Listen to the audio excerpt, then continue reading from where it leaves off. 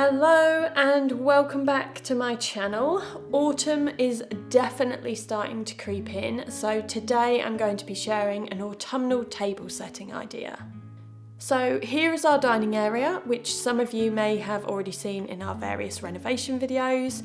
I have just changed the rug in here for a jute one, which I think much better suits the space than the rug that we had previously. I've also moved our teddy chair from the living room over into this window alcove just to see if we would actually use a chair situated in that area before buying one. Now for the table setting. So first of all, I'm just going to clear the table so that I can start with essentially a blank canvas. I really love the natural wood tone of our table, so I'm not going to cover it completely with a tablecloth. But to add some autumnal tones, I am going to be using this burnt orange gingham linen fabric as a table runner. So I'm laying the fabric across the centre of the table, keeping some texture there by folding, ruching and scrunching. Creating texture doesn't have to look perfect, and it's easy to tweak, so you don't need to be precious about it.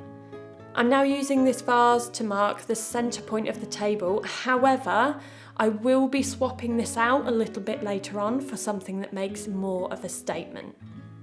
I recently did a little DIY on these pumpkin decorations to turn them into terracotta style pumpkins. I've shared this process and the links for what I used over on both Instagram and here on YouTube over in my shorts. I have varying sizes, so I'm just nestling them into the folds and the ruching of the fabric and then repeating the same on the other side of that centre vase. You could of course use real miniature pumpkins and even gourds as an alternative if you didn't want something that you can keep and reuse year after year. Now here I have some black candlesticks in varying sizes, and I bought some tapered candles in this really beautiful deep reddish brown shade. It's very, very autumnal. And using two either side of that centre vase, I'm again adding them into the folds of the fabric, but also making sure that they sit in a stable position for when they're lit.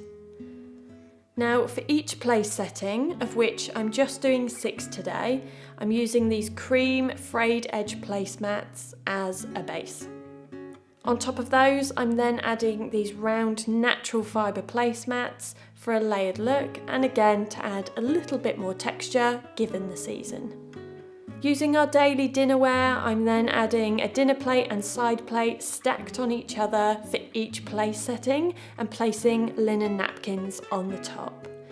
Now I personally don't like the very precisely folded napkins, so my method is to fold a square napkin in half, pinch it by the centre of that fold and then pull that through a napkin ring. And it creates a not too neat but not too messy look.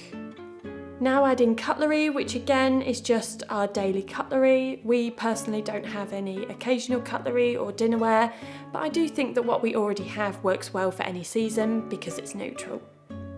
And finally, swapping out that smaller vase for our large statement vase filled with those beautiful preserved beech leaves, which I spoke about in my last video.